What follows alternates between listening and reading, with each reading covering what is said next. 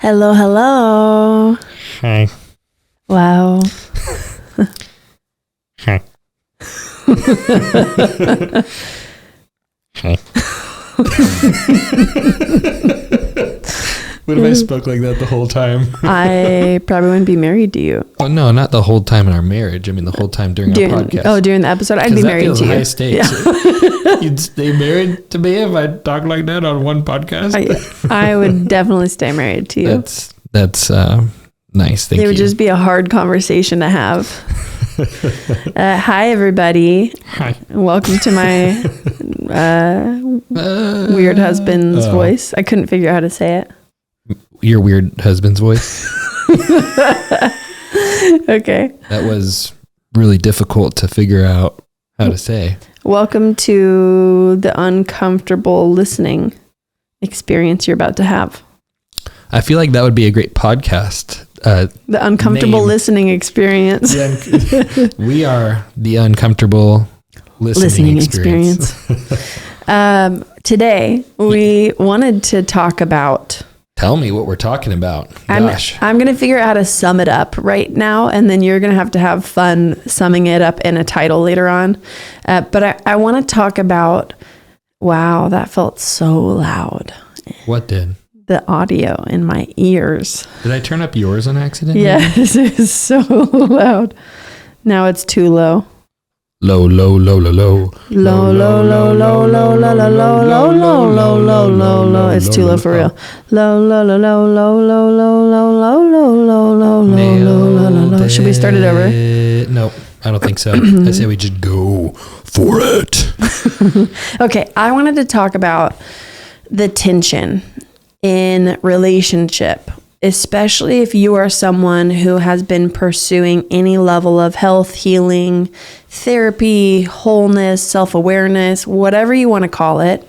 If you are on a growth journey, there is this massive tension and temptation in being codependent with the people around you, bringing in a fix-it energy whenever you're, in friendship or when you're in conversation with your spouse and they share a struggle or something vulnerable with you, or there's this mothering element, for women at least. I know that I'm sure there's men out there who do this with their wives, and maybe you're in the fathering mode with them, but this temptation to parent your partner or parent your friend. And I don't have a better way to say it. Could you sum that up? Well, I think the goal of the podcast today is going to talk about how to be in relationship without being your spouse or partner's counselor. Yeah, without being codependent. Yeah, without being their fixer. But here's the thing. What I see too is so many relationships will be so reactive to codependency that they're at the first sign of codependency, oh my gosh, we're doing something wrong. This is bad. And I feel like the pendulum swing to everything you just said is people trying to make sure that their relationship is rid of all codependency. Yeah. And that's their goal. And then relationship's no longer fun anymore because it's we need to fix this thing that's broken. Relationship's going to move in and out of codependency, I think, because you're navigating love, you're navigating dependency, you're navigating your relationship with the Lord and how much dependency you actually have with him. There's so many different things that we're learning and progressing in our lives and in our relationships, and our relationships trigger all of our insecurities, and our insecure attachments, our secure attachments, everything. That it's at the same time, everything, it's more of my preface, everything we're about to say as well, take it with a grain of salt, and don't be that person, if you are this person, that rushes into, let's try and fix and eradicate our relationship from all, wrongness, because that's not going to help you either. It's let yourself be curious about some of the things we're going to discuss during this. But I'd say the big thing is let's address codependency, fixing, because we've really had to navigate that in our relationship, especially me with you, because you need to be fixed so much. Gosh, every day is a difficult day to not fix you. I'm so glad I'm getting this off my chest now. It feels good. Yeah, you're funny. I'm like really laughing really hard right now. Inside, on the inside. It's like so funny. If there were other people here that weren't you, they would be laughing. You're right. But it's because it's about you. You're not laughing. I'm like, you can't tell, but I think this is so funny. Yeah. Yeah. You really have a way of making a words of affirmation guy feel really affirmed. In my head, though, I was actually just delighting over the people that you can't tell. They actually think it's funny. They just say, that's so funny. Oh, yeah. That's so funny. Oh, my gosh. Funny. That's so funny. So anyways. Yes. Yeah. So on the note of Spencer having to fix me every single day. Yeah, it's rough. I'd say we actually truthfully have kind of flowed in and out on both sides of our relationship of feeling the desire to fix or parent each other. Yeah. like one of us will be super codependent and then we get a little bit healthier, and then the other one gets more codependent and then we work through it and get healthier. There has been a natural flow that's happened in our codependency as it's aligned and mirrored our healing journey. Yeah. And I feel like that's something that we have come to just embrace. Like, we're not afraid of codependency. And just to give a better understanding too, before we dive into everything we're going to talk about today, it's so tempting, especially in romantic relationships, to enter into codependency because your partner or your spouse, they represent that primary caregiver relationship between mom or dad, or both mom and dad. Yeah. And you. Between Yes. you and mom and dad. Yes. Obviously. Yeah. I'm clarifying that for listeners. Yeah. Me needing to fix you again. Interesting. So thank you for that clarification that some of you probably genuinely needed. But so they represent that primary attachment and that caregiver role to you. And the beautiful part of that is that if your partner shows up really well and can bring love and compassion, not the fix it energy, not trying to heal your pain for you or be your counselor, but if they can bring secure attachment, if they can bring a safe space for you to share and process, if they can hold space, if they can validate emotions, if they're tender with you, it can bring a deep healing that you need in your heart towards your parents. Yeah. Like, it heals that attachment wound. It heals that relationship between those primary caregivers, between you and your spouse. And so it's the beautiful part about learning how to heal the codependency, because it can actually bring a really deep healing between each other in your marriage and then in your heart towards your parents, which helps you show up more powerfully and more healthily in your marriage and in your other intimate relationships. Yeah. So I want to give you guys vision first and foremost over if you can learn how to balance and manage this tension of showing up and being a source of love for the people that are in your life without trying to fix them, change them, heal them, then it actually leads to so much more health and intimacy long term, because you guys feel safe together. You get to create safety for each other. Yeah. So that's the goal. Yeah. Love that. I mean, I feel like the reason why this is such an important topic is because going into a marriage, you don't think, oh, I'm going to struggle with this. You just love the person. You're so excited to do life with the person. It's when you get really triggered, or when a season of triggers really surface, or, maybe you hit this age in your life where all of a sudden this mom or dad pain really surfaces, or maybe marriage brings it up, and all of a sudden you get hit with this slew of triggers, and maybe you don't realize that some people are in freeze response, some people are in fight response, some people in flee, some people in fawn. It's not always easy to recognize when we're in trigger, and sometimes it can be really subtle, and we can even, like, I know you and I are really good at keeping our composure even though we're still triggered. But then it's harder to admit or take ownership for triggers, because it's like, oh, I have a calm voice still. I'm not triggered. I have a calm voice. Mm-hmm. And it's like, no, you're really good at navigating. It's like, I'm really good at navigating emotionally intense conversations or conflict, but I'm still triggered. And I still have to realize that affects my lens. Mm-hmm. It affects the way that I see you. And what I've noticed is, and this is the number one point that I want to drive for people listening.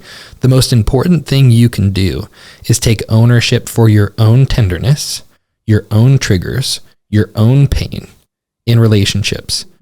And do your best to not focus on the other person. You know, when Jesus says, take the log out of your own eye before you take the speck out of your brother's, I think that is so intense and important for marriage. Because the moment we're entering into judgment, or like, if my partner could just do this, if they just showed up this way, if they just talked to me differently, it can sound so right. Like if you just spoke to me differently, I would respond differently next time. Yeah. And it's like, yes, that may be true, but first, why don't you get curious about why it affected you so much? Yeah.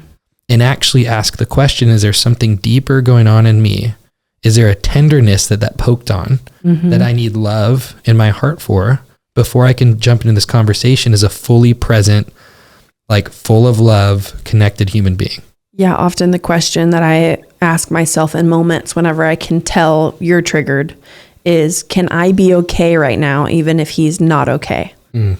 And if I feel like I can't be okay, that lets me know that I'm triggered. It lets me know that I'm probably going to lean into some codependency or fix-it energy or wanting to call out your triggers or blame or whatever it is.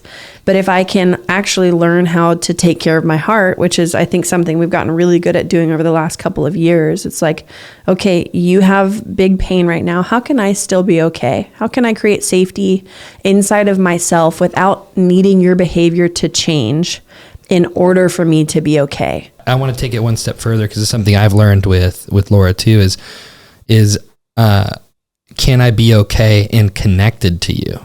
Yeah. Because okay might be easy for a self-protective person that can flee internally from the connection. Yeah. And like, I'm okay without anybody. It's like, I've seen that in people where they're okay. But it's like, well, yeah, but your go-to is to isolate and not stay connected. Yeah. And so you being okay is actually not okay. It's you're not without trigger still. Your okay is isolated. Right. Can you be okay and connected still? And if you can't, like if this affected my love towards you, this affected the way I see you, if this affected my state, yes, but not just my state, those different things I have to be aware of. No, I don't feel safe. I don't feel connected. So I want to address that. And that's usually my warning light for me too. Yeah. And part of connected comes from like, can I see this person in their true identity? So even if they're behaving totally differently, even if they're doing something that's out of character, even if they're bringing in whatever judgment, accusation, pain, can I still see who God created you to be? So good. Like that's how we stay connected to somebody in the midst of a trigger, is like, I'm going to go to God and actually like get truth from him about who they are and buy into that story and make that my truth, even though I want my truth to be, you're bad, you're wrong, you meant to hurt me, whatever the narrative is. Well, it's so easy for us to like get into blame scenarios in relationships like this, where it's like, because I could even hear some people going, yeah, well, if you didn't behave that way, it'd be easier to see you in your true identity. And it's like, yeah, but you're still making it about the other person, controlling your ability to see clearly. Yeah. And that's why I say like what's been the best for our relationship over the last 6 years, the most growth we've experienced is going, no, I have to get to a place with God in the midst of this triggering conflict where I go, Sammy can't hurt or help me. And that's the little boy me, Sammy can't hurt or help little boy me. Only God can. And the moment that I'm able to point that deficit to him and actually get fathered, get love, like understand, like, what does that little boy need? How does he need to be loved? Like, what's the pain and tenderness that's actually surfacing right now? Because if he was okay, I would actually be okay enough to be able to deal with the conflict, the trigger, whatever it is. And it's like, it's a light moment of pain that wouldn't affect me so deeply. But if I can get that love in, well, now it's like, well, I can navigate that as a present adult human being. Yeah. Let's rewind it way back though. Okay. Because we just got so granular on you guys. I couldn't get the word out. We got so granular, which was not my intention at all. I really wanted to start just opening up the conversation about like, why in the first place do we feel this need, this like compulsion to fix the people that are in our lives? Yeah. Why is it, for me, why is it that in every relationship in my life, I ended up being the coach, the leader, the mentor in every single relationship? Because you're codependent. Exactly. Yeah. And I didn't recognize how codependent I was until I was like, oh, I'm creating this dynamic in all of these relationships, and I feel terribly alone. And I didn't even know that I felt alone because I didn't recognize how deeply, like how much deep loneliness I just carried. It was so familiar that I didn't even recognize that I was lonely because I was around people all the time and I liked being alone. So it was this weird tension, and it took me years to unravel, but I had created this dynamic in so many of my relationships where it never felt like I had people that were pouring into me, where I never felt people who could lead me or call me higher or help me grow. You never felt like you could be small. I never felt like I could be small, really, until I met you. Like, I think you were the start of, oh, someone can lead me. And I was so big. You were so messy in so many areas whenever we first met. Yeah. But you were confronting so much in your life, and you were so honest and authentic and had so much understanding of emotional health because the journey you were on. So even though, if you guys listened to our recent podcast about our dating story, then you know a lot about what I'm talking about. So I'm not going to dive in. If you haven't, go check that out because it'll give you context. But there were so many areas where I was like, no, I don't want to be with you because of these things. But there were so many areas of your life where I was like, I feel so moved. I feel so inspired. I feel so safe. I can process with you. You can help me understand what's going on in me. Like, there were just so many elements that I loved, and it made me feel like there was someone that was bigger than me and stronger than me and ahead of me, and someone who'd call me out on my shit all the time. And I loved it. But if I look at the dynamic that I created for so many years, it makes so much sense if you see my childhood. So for those of you who struggle with that same dynamic that I'm talking about, maybe you're the fixer, the helper, the giver, the leader, the teacher, the mentor, or maybe you feel like you always need to be fixed. Maybe you're always looking for someone who is more confident than you, more secure than you. You want someone to solve your problems for you. You're always looking to the people around you. It doesn't matter what side of that dynamic you're on. You're still creating that dynamic by your unhealed wounds from childhood.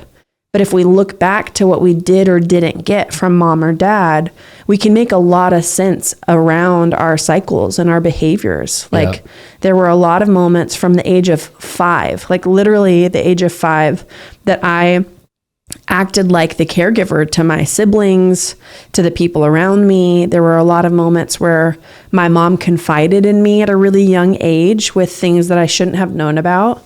And I remember trying to look composed when she was talking to me about it because I wanted her to feel like she could trust me with the information. Jeez. As like a 10-year-old, I remember just like, don't let her see that this affects you.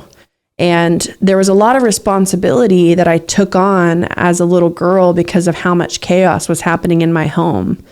And I'll leave it at that. There's way more that I've been able to explore and unpack over the years, but it's really important to get curious. If you're like, someone wrote in asking us to talk about this today, and they said that they're constantly feeling like they need to fix their spouse every time their spouse shares a struggle with them.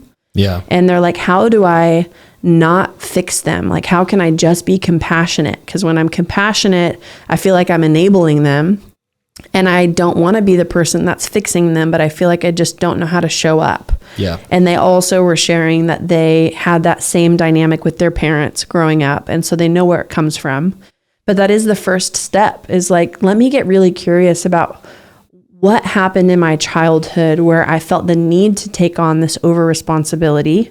Yeah. And I felt like I needed to become this person that was leading or fixing or helping the people around me, or the other side of the spectrum, like I mentioned a minute ago. Yeah, that's all really good stuff. And one thing I'll add to this, because I think that is almost like a finished point about what you kind of started with, is like, start with working on yourself of the parts of you that feel self-protective and the need to fix, there's a tenderness underneath it that's important to touch. And if you want to check out our triggers episode too, there's a lot that you can work through some of those things, or check out our Come Alive program. But one thing that I'll say that on a practical note, that if you're like you're one of the partners, or you're the partner or the spouse that maybe has more desire or hunger for personal growth, and you're like, why doesn't my partner or spouse want to grow? Like that's a difficult dynamic. Mm-hmm. I think when you experience a relationship where there's unequal yokedness, right?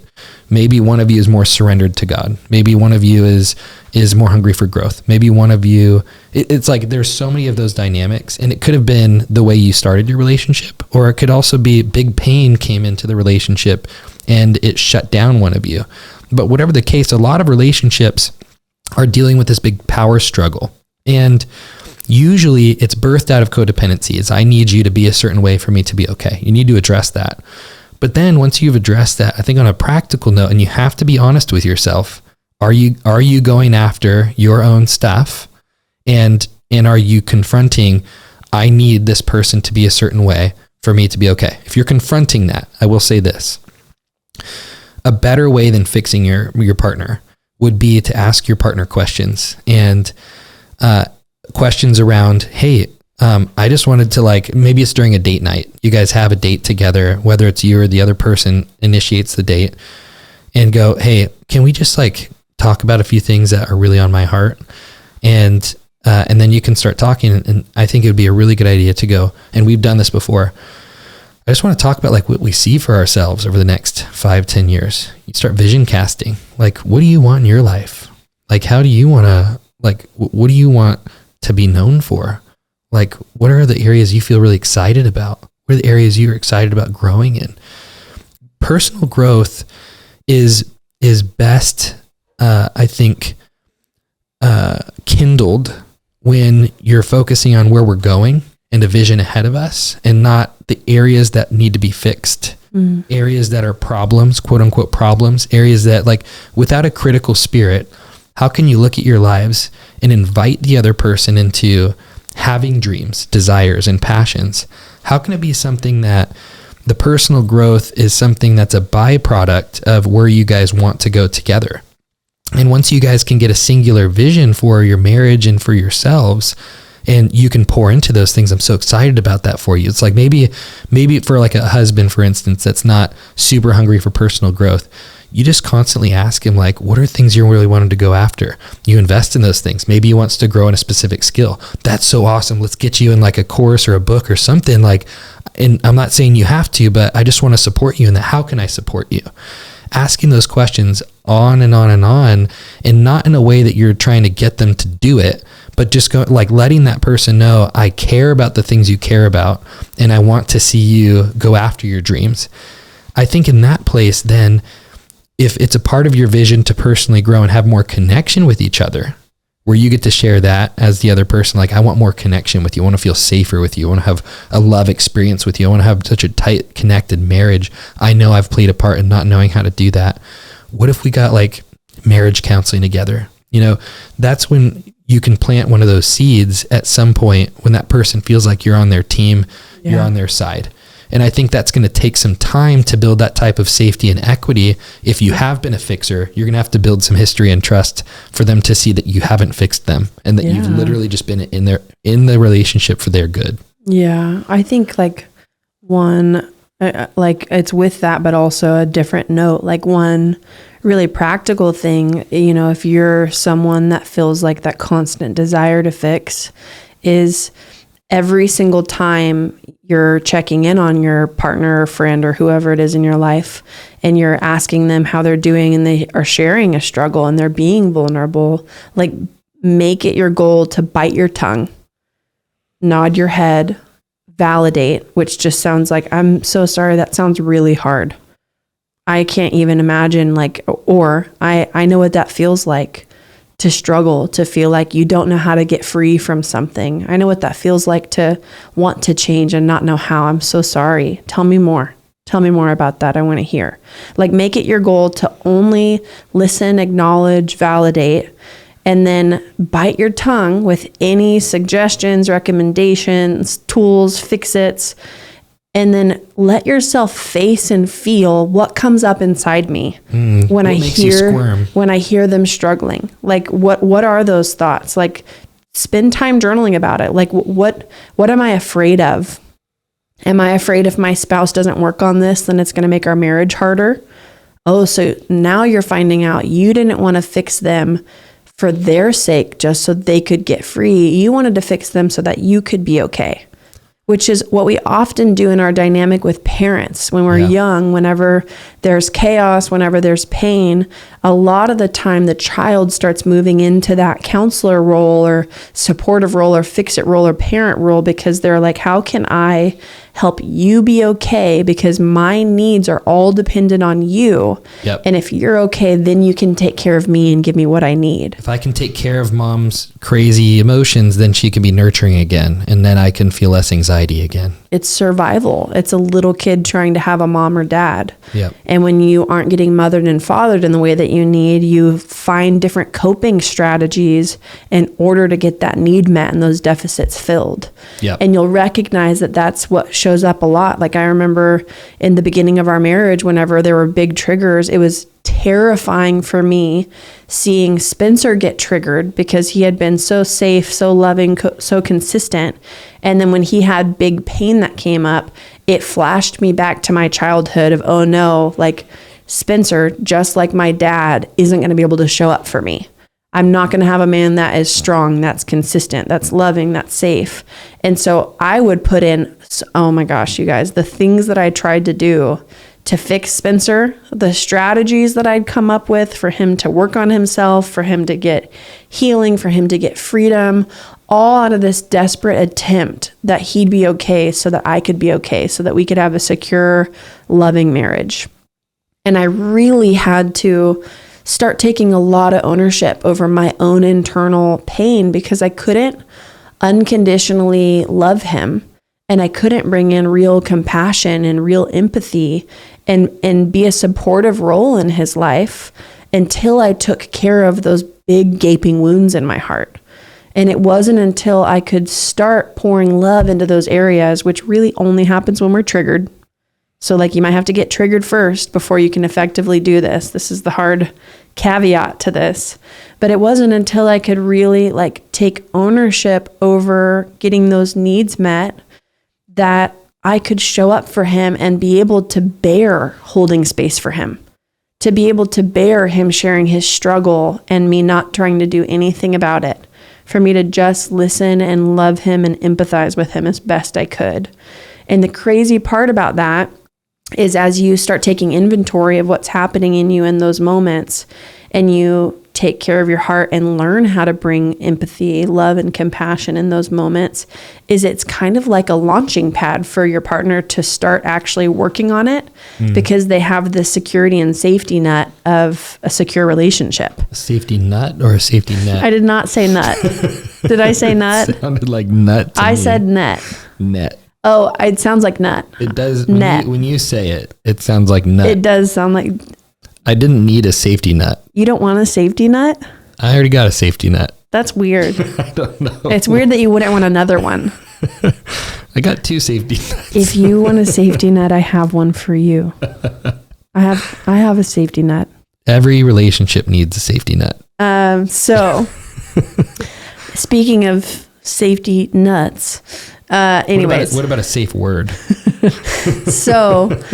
But like, whenever you can be the secure person that's connected to love and compassion, like when I look back at our marriage, you were able to heal so quickly once I started just taking ownership over myself. Yeah. When I stopped just pointing out your triggers, your behaviors, when I stopped trying to fix it, when I learned how to just hold space, like, there was something that broke for you where I noticed you started doing everything you could to get healthy. Yeah. In the areas that made marriage more difficult, made connection more difficult. It felt suffocating in a lot of our marriage, feeling that energy. Oh yeah. And And it triggered me. It wasn't all you, but it triggered me into feeling like, oh no, this feels like my childhood. I have to be the perfect boy.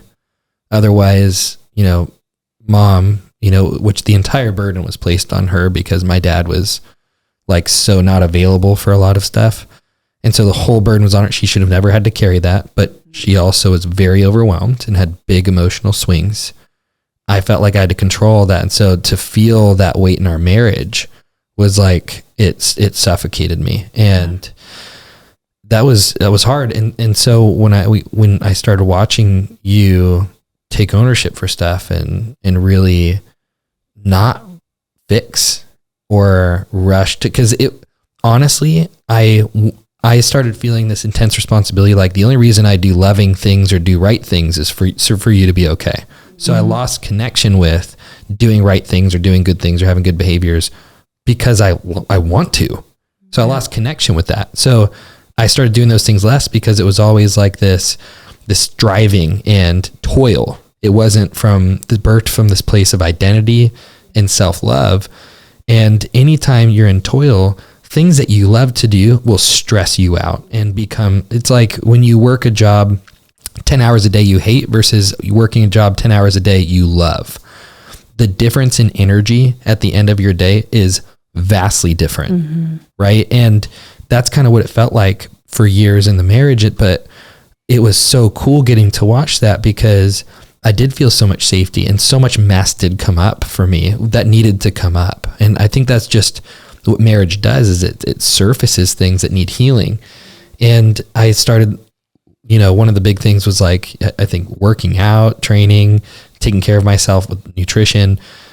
I loved it. I fell in love with it again. Whereas before it was like, I need to for Sammy, and it was like every little thing, but, it was so interesting because, I can also see how my behaviors would have been so scary to you as well and would make you want to control because it's like there was so much fear. And so I had to learn to see the scared little girl as well and not let it trigger me into running away from stuff. Yeah. So it's like, I'm doing this to take over responsibility or I'm running away from it. It's like, well, I'm allowing Sammy's fear that's turning into control to control me. So I was allowing myself to be controlled because I was a scared little boy in those moments.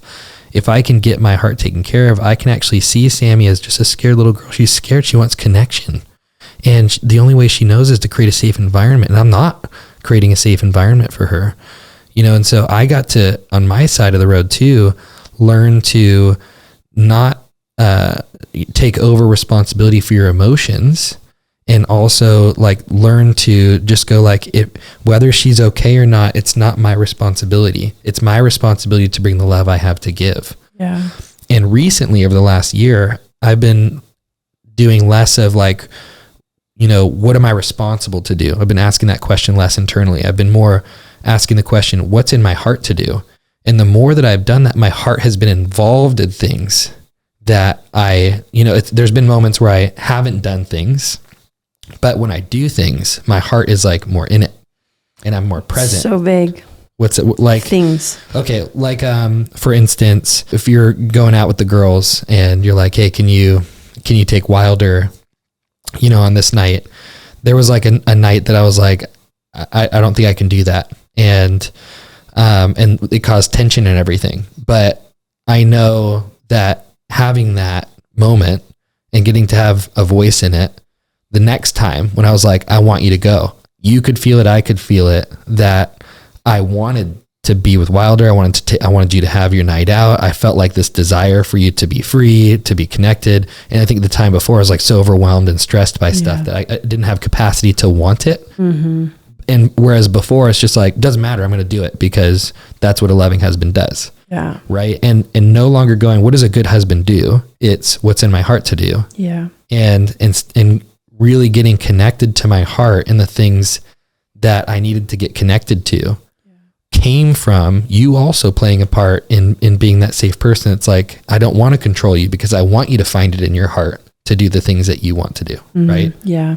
And I think that space, it's scary on the other side of fear and control. There's a little gnat. That's all up in our grill right now. It's scary on the other side if you're scared and you're rushing to control, and then you feel out of control because the person is like doing things that feel unloving or aren't being responsible or whatever it is. And it's like, it's so hard to then go, well, how do I take ownership over this? Mm-hmm. It's just a big mess. But I think the more you can get to this place of surrender and going, my heart is my responsibility with the Lord. Yeah. Then relationship does get to be a gift. We have to get out of this place. And we've done it so much of, I need your love to be okay. Mm-hmm. And I think the less we need each other's love to be okay, the more that our love gets to be a gift to each other. And we've grown in our love too. And we've been able to give more love as we've no longer needed to have it. That's good. I think another thing that that came to mind that really changed the way I showed up with you was anytime you were sharing a struggle with me, recognizing where I had judgment because I didn't struggle with the same things in the same ways. Oh yeah. Because it's really like Spence and I have very different personalities. Like we're both very powerful people, but we're powerful in our own ways. We're disciplined in different areas. We have different strengths, as I'm sure all of you do with your friends and spouses and partners. But there would be areas where Spencer struggled, where when he would share it with me, I wouldn't have compassion language. And even if I had some compassion language, I wouldn't have compassion energy. I would feel something different. The energy that we carry speaks louder than our words. So we have to recognize like both currents are happening, like the language current and the energetic current. And so there were definitely moments where, because I was like, well, why don't you just do something about it? Like working out, like he mentioned earlier, was one of the things. So Spencer would have, first off, Spencer is a workhorse and is so disciplined when it comes to work. For the life of me, you guys, like even whenever I was in Alive and Free running the business full time, my full time day, most days was like 4 or 5 hours max. I could not have disciplined myself to work harder if I tried. It's just like brain farts for the rest of the day, huge overwhelm. I'd spin out and have big triggers. Like I could just not do the amount of work that he did.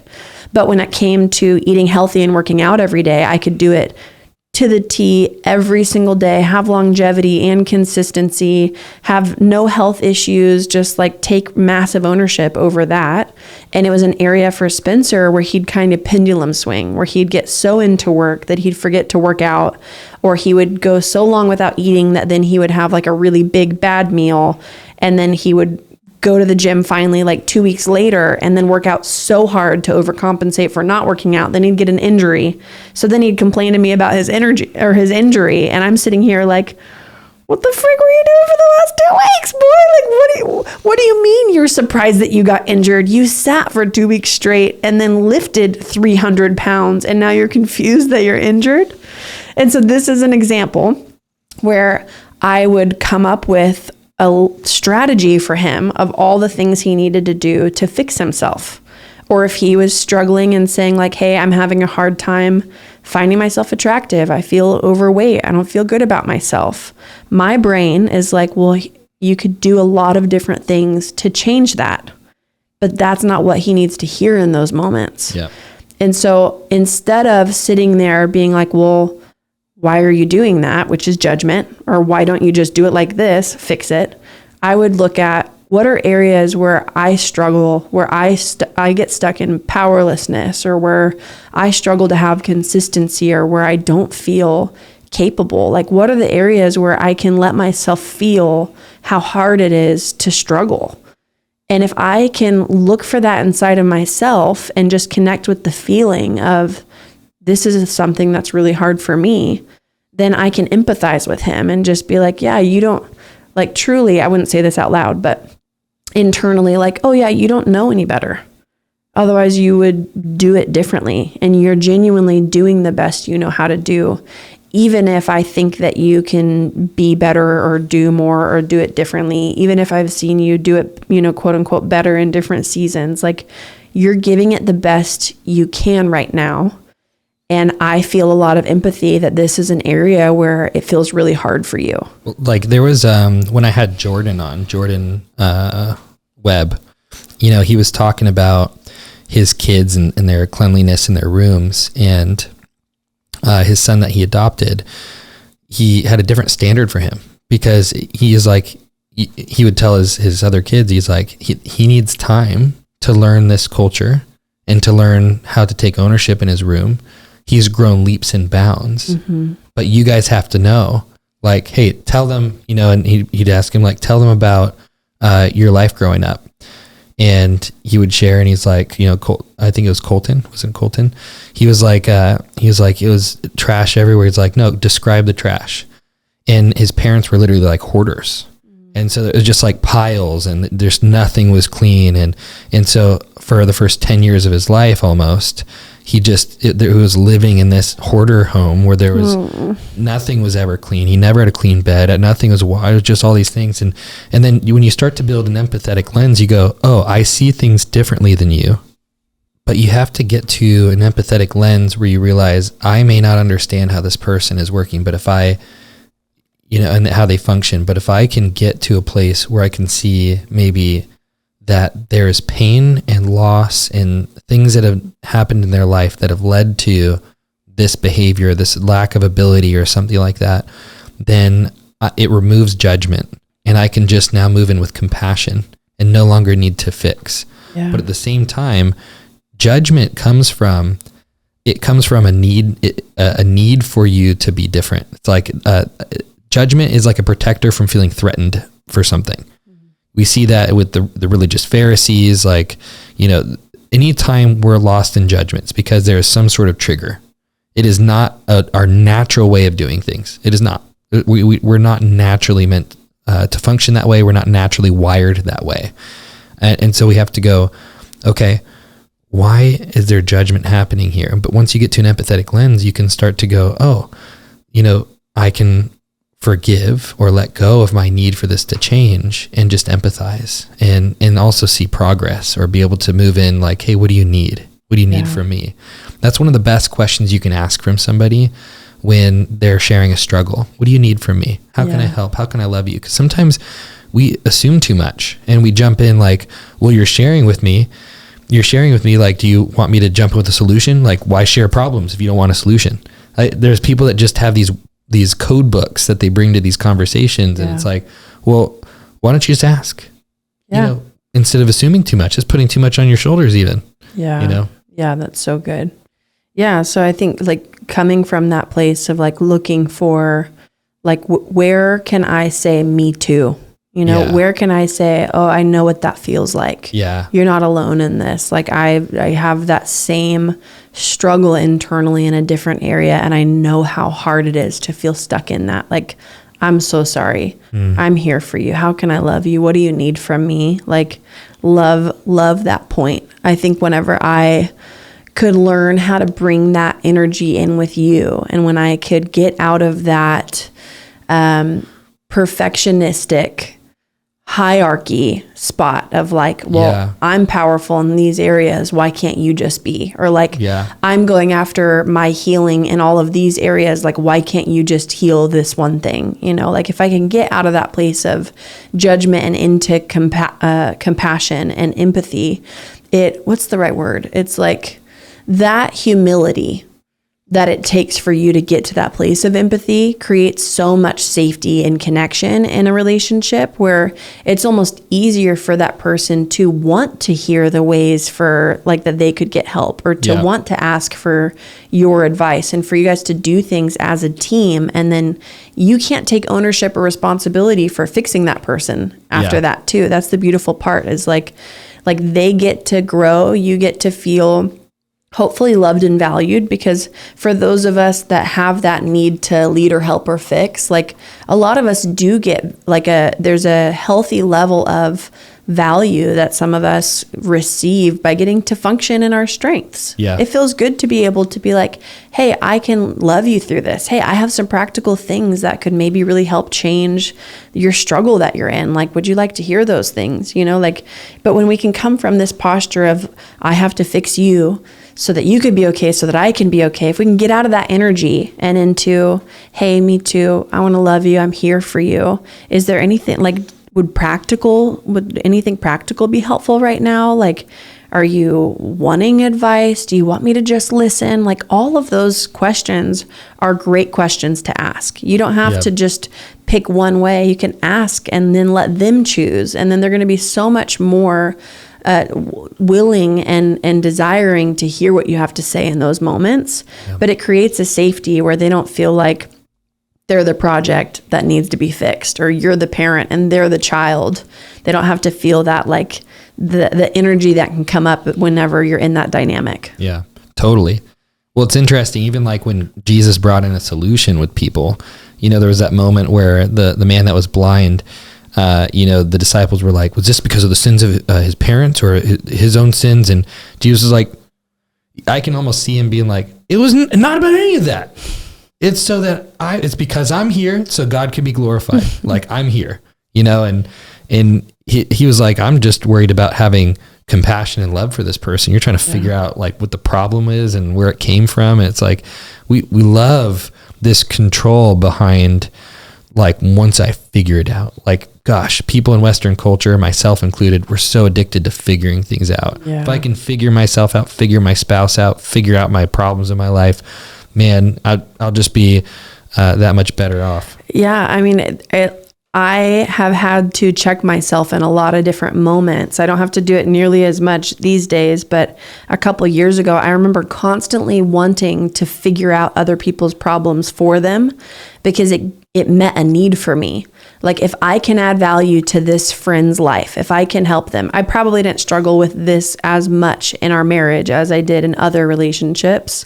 But like, I would want to find ways that I could add value to the relationship, where they could see that I'm wise, where they could see that I'm powerful, where they could see my strengths and my giftings, because it gave me a sense of security. It's like, if they can see my value and see who I am because of the way that I'm able to help them, then I can feel secure in our relationship.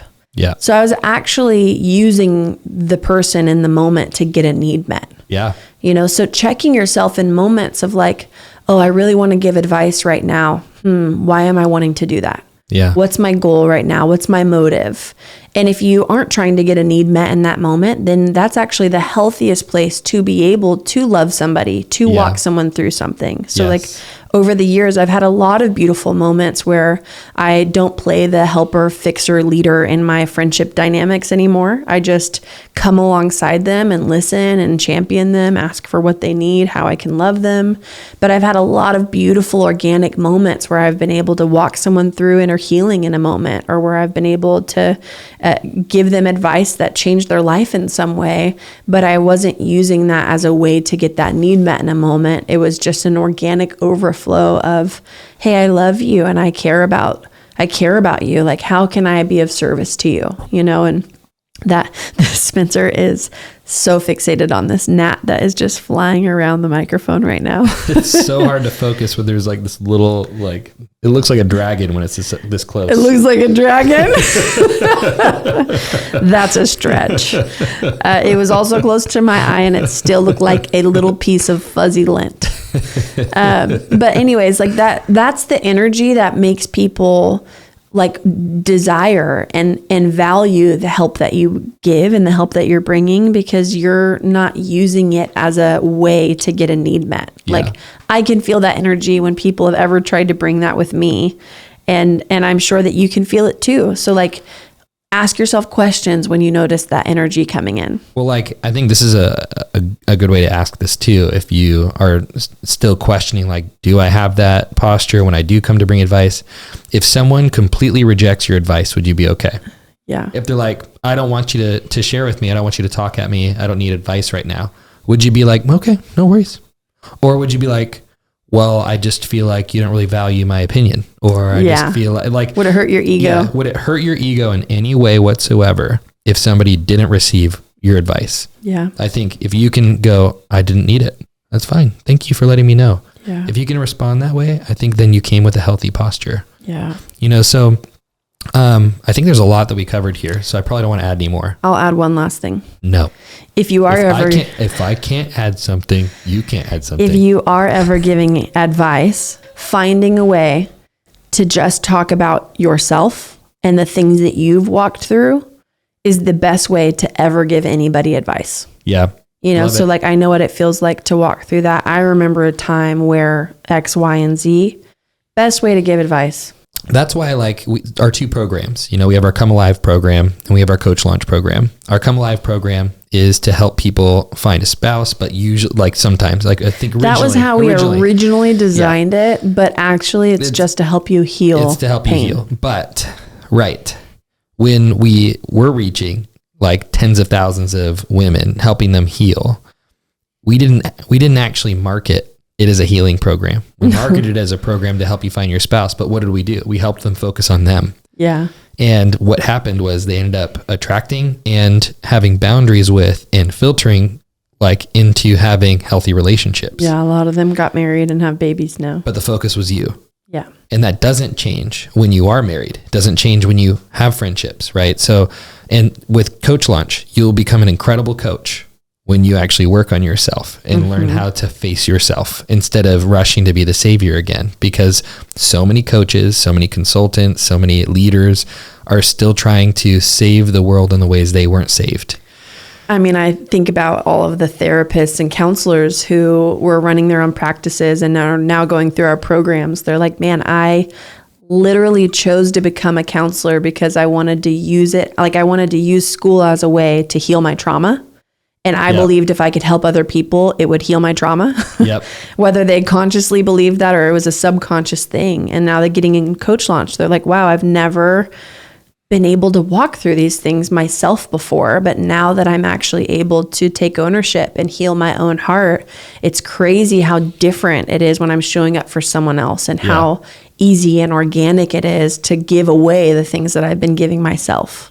Absolutely. So I'll put links to those in the description, and if you're listening to this and you're really resonating with anything that we're saying and you're like, man, I really want to learn how to work through my codependency or get better at working through triggers, or I want to learn how to be a safe place for people, or I love showing up for people so much, but I feel like I often create this dynamic where I'm in a counselor role and I feel like I've gotten healthy at doing that, but maybe this is something that I want to bring into a career or a side thing where I get to have stronger, clearer boundaries around helping people. Like that's one thing I loved about starting a coaching business is I took all of the energy I used to pour into my friendships in creating codependent relationships where I was leading them.